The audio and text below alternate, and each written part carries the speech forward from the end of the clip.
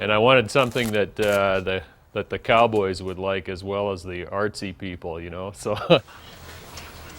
It's payback time for 17 of Canada's most accomplished artists. I think it'll make it to Lethbridge all right with this on. You could probably drag it there. Just place it directly underneath or something like that. Right away. Time to share the creations inspired by a remarkable week spent in a most remarkable landscape. Time to acknowledge the gifts of foresight and fortitude that have helped to preserve a priceless prairie legacy.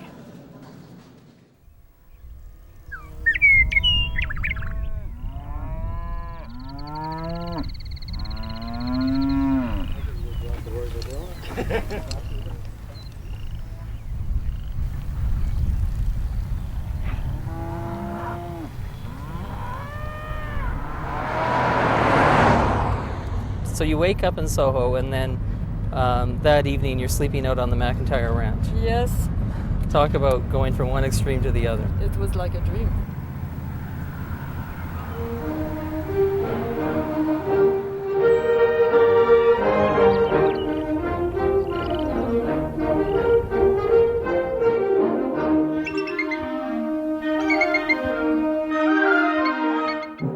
Not many ranches commission their own musical score.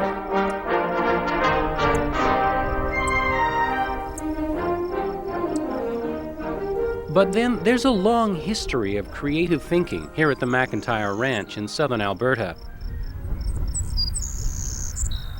This week we'll continue that creative tradition. Some of Canada's most gifted artists are moving in for a week-long residency. Someone's out there painting. Yeah, that's great.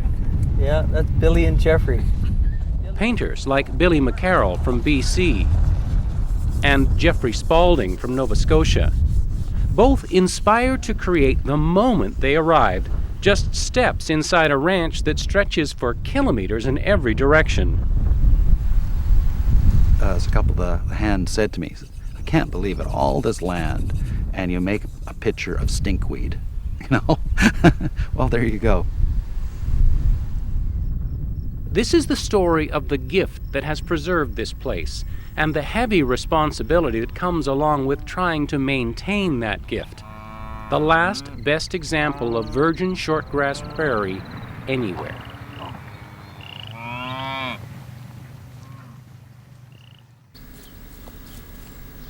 The McIntyre Ranch. 87 square miles of inspiration. Never plowed, never planted. Oh, it's been painted and photographed, but never with the kind of intensity we'll see in the week ahead. Well, we have a bunkhouse, Gord Ferguson, John Goodman, both in the bunkhouse. Okay, and where would that be? Bunkhouse is just up the road right here. David Durant spent 2 years organizing a visit by the cream of Canada's art scene. Go into the contemporary Canadian art section, pull a book off the shelf. You'll see a book about this thick on Robert Murray. You'll see a book about this thick on Tim Zook and Angela Grauer-Holtz and Robert Hughes, and they really are, you know, treasures. They're our Canadian cultural heroes. I don't know. It's a landscape worthy of heroes. A landscape that can only be seen as Billy McIntyre's gift. He's the one who realized almost a century ago that native grasses were the greatest treasure the ranch could offer. It is then that we begin to realize just how much we must depend upon our fields covered with grass. Even though it is covered with snow, it is there to be used when uncovered by the wind, chinook, or snowplow. Billy McIntyre died in 1947. His gift is a legacy for artists like Tim Zook. You've got 55,000 acres of country to cover here. You know, there are probably 18 billion possibilities for images, things to look at, whatever. This place is a kind of model of maybe how you could have some kind of arrangement with the land that perpetuates itself, that continues without destroying it. The footprint is very light. You know, in the cultivated land is one variety of, you know, oats or grain or something like that. And here there are 300 varieties of grasses and things that grow here. So the diversity is immense. The diversity found in the McIntyre artists is impressive too. Well, he and Jeffrey were still hard at it at 1:30 when I gave up last night. Oh my goodness. Robert Murray is a renowned sculptor who lives near Philadelphia. Ramonde April is a photographer, a city girl from Montreal. She'll get some good cow shots before she's finished here. Robert Finley is a writer based out of Halifax.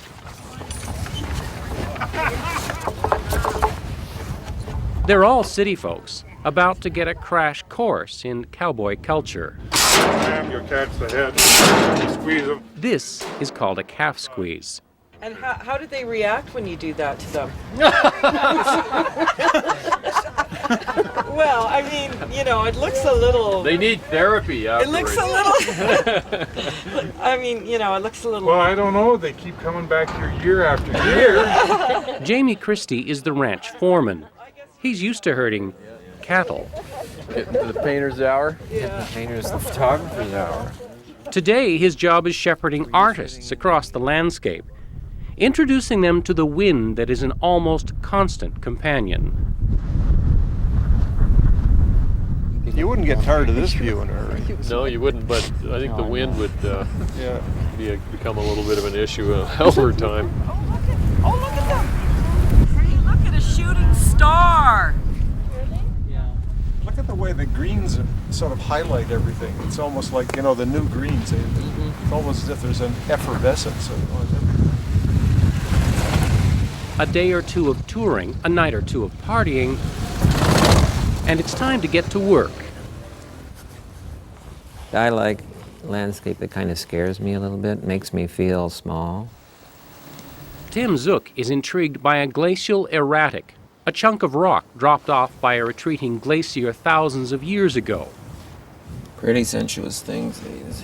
A gift of sorts for the buffalo. And for centuries, like thousands, I don't know, however long the buffalo were here, they used these to rub up against because there weren't any trees.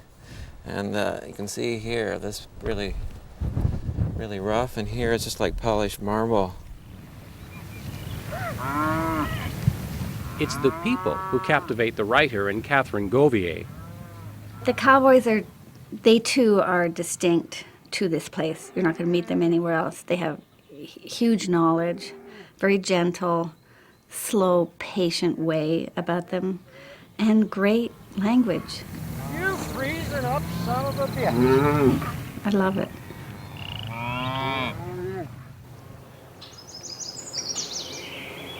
Chris Cran is just delighted for the gift of a solid week of fresh ranch air. What I think is extraordinary about what they're doing here is they're, you know, quite a generous impulse, I think, that's guiding that. It's not a business, what they're doing with us. It's, you know, it's something very generous. And what I think most of us will feel, I certainly feel when I come here, is the power of the place. Midweek, art students from the University of Lethbridge arrive for a talk with Jeffrey Spalding. And I won't even get scared like I'm going to fall over, so it's good. He's one of the biggest names here, a painter who also runs the Art Gallery of Nova Scotia. This is unbelievable. I mean, totally unbelievable. But this is unbelievable. But can you transform it into an artwork that's unbelievable? You know, it's not just about the vista, it's about how you got there. Mm-hmm. The students are a reminder that the artist's time on the ranch comes with a considerable public responsibility. They have to give back. The first thing is to be responsible in the sense of making something as an offering amongst friends. And then we know that will a year or so later, will be offered out publicly as well. Well, there is this kind of emotional overlay to this whole place. When you read the history of this ranch and the fact that it's been protected for 100 years from hunting, and that this is the largest bit of native grassland left in North America for this type, and the kind of protection that it has had, that it does set the field fairly, it sets the kind of emotional tone of this place. The artists will learn more about the emotional tone of this place during an intense conversation with Ralph Thrall. So there's a war going on inside you. Absolutely. Absolutely. It's his job to ensure that Billy McIntyre's gift makes enough economic sense to survive. And right now, it doesn't. To me, it's just inevitable. The place will get sold. So why keep fighting the fight right now? And so I really shared that. I said, I got to the point of saying, I'm ready to sell. Not that it's mine to sell, but I've had enough.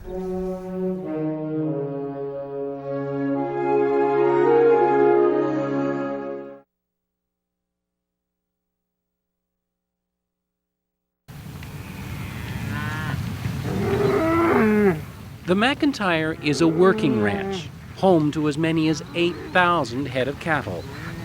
And for this week, 17 head of artists who have accepted the gift of the ranch's hospitality and are trying to come up with memorable art in return. This is a landscape where there's almost no middle distance. A middle distance would be a house or some trees. You know, the long distance is the horizon. The close-up are these minute flowers, plants, grasses that are all so ancient and so distinct to this place and really beautiful. Flowers are okay for writers and painters, but a sculptor like Gordon Ferguson sees more creative potential in a wrecked grain bin. The most interesting aspect of this place is the fact that it is like this big sort of raw place, and you think that, well, this is something that will always be this way, but it's apparently, I mean, talking to all these people, it's very difficult to maintain it. I would rather provide some kind of an experience where you looked at it and then you looked at the artwork and you thought you understood, and then you found out you didn't. You know, that would be something that would be really appealing to me. Understanding the McIntyre is a bit like that. First impressions of a vast, eternal landscape populated by carefree cowboys are superficial at best.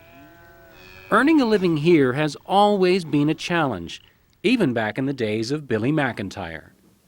The winter of 1919-1920 began in October and continued until the middle of May 1920.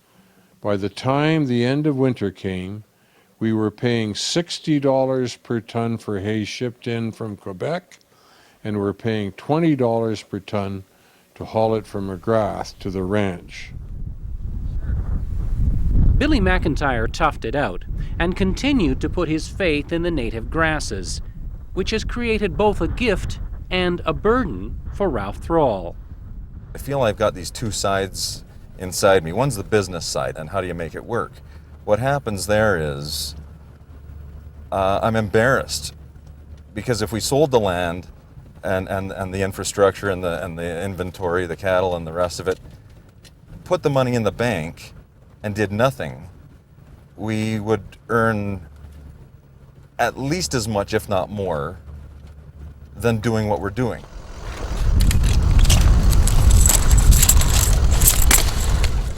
The other side of him, which is so far won out, is his sense of being a steward rather than one of the owners of this land. Very proud of to be a part of it, and to be continuing the legacy that the McIntyres created.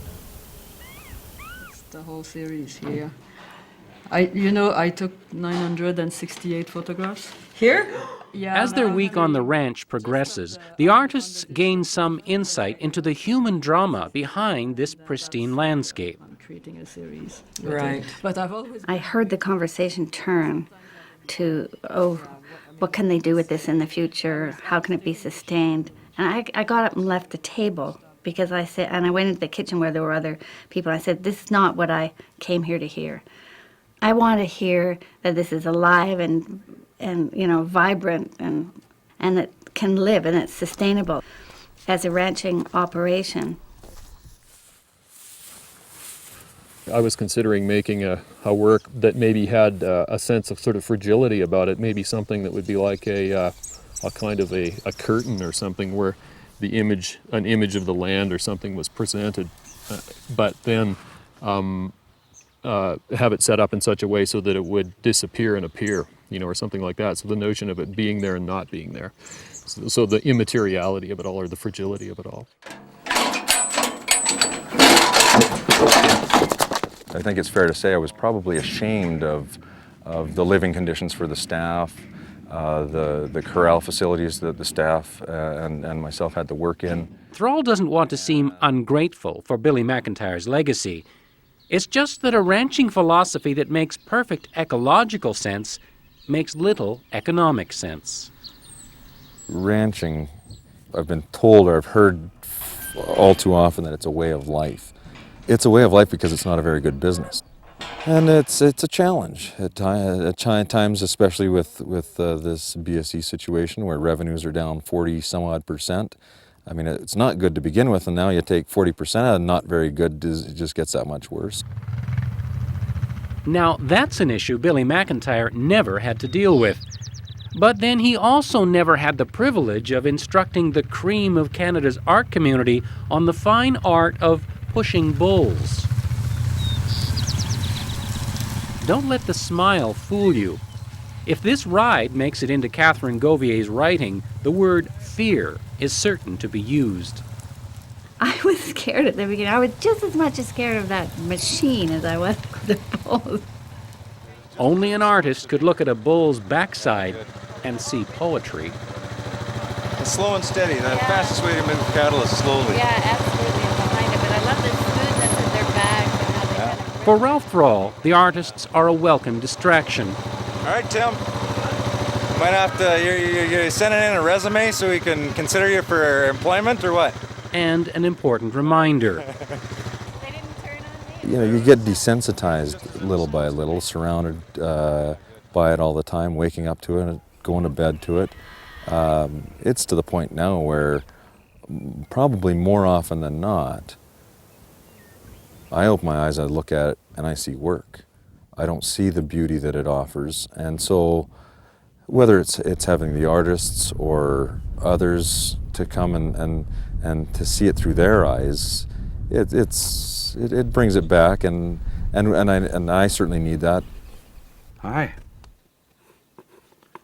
Nice of you to come on over and just stay there for a second. Yeah, that's good. The artists aren't here to make a political statement. The McIntyre Ranch is, after all, a private business that just happens to operate on land that's a national treasure. I think it's a very magical and special place.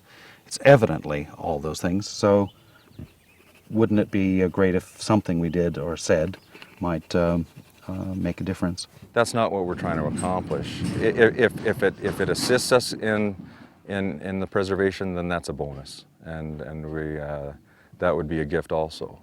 If it doesn't, well, it doesn't, and we're going to have to do ourselves what we can to preserve it. Ralph Thrall knows there are challenging days ahead, and his name, Ralph Thrall III, ensures it's his task to meet those challenges. Come on, fellas, hoopah. Keep working at it. Things, my father tells me that things worthwhile are done neither quickly nor easily. And so, like you say, selling out is the easy way. Sticking around and working hard is worthwhile and challenging, and it has a different kind of reward. This is your family? This is Amara. Hi, I'm Bob Murray. This Nice to is meet you. Ralph the Fourth. Hi, Ralph. I enjoyed being in your house. The last day of the residency. The next generation of Thralls gets a chance to meet the artists. Hey, Ralph the Fourth. We know every part of here. His parents know the name carries both the burden and the gift. This is actually in But it also carries their hope that the McIntyre Ranch will endure. I'd be going there to play in our special pool. The McIntyre artists will head back to their studios to try to turn inspiration into lasting artistic tribute.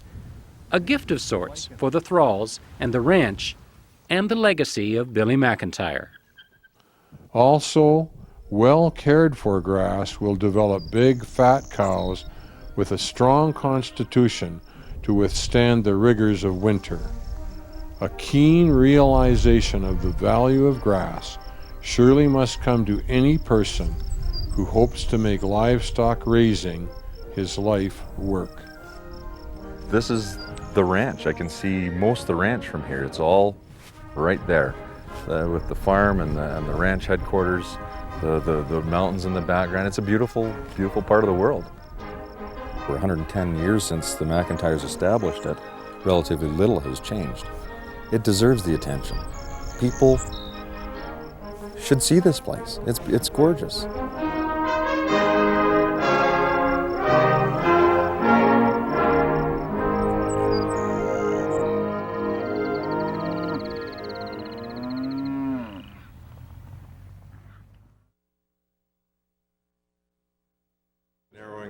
Yeah, at first they're curved, then they're ripped, then they're squeezed, then they're welded, then they're ground, then they're positioned. An hour before the official opening, the McIntyre artists have a chance to share their work with each other and the people who made it possible. The big sky, the big grass, the thunder showers, the looking out the barn, there's a number of them. The barbed wire, they'll draw on a lot of emotions for our crew out there. It looks really good. It feels wide open. It all seems to kind of be talking to each other. really? It's kind of Oh, nice. I'd Yeah. It's part McIntyre reunion, part McIntyre tribute.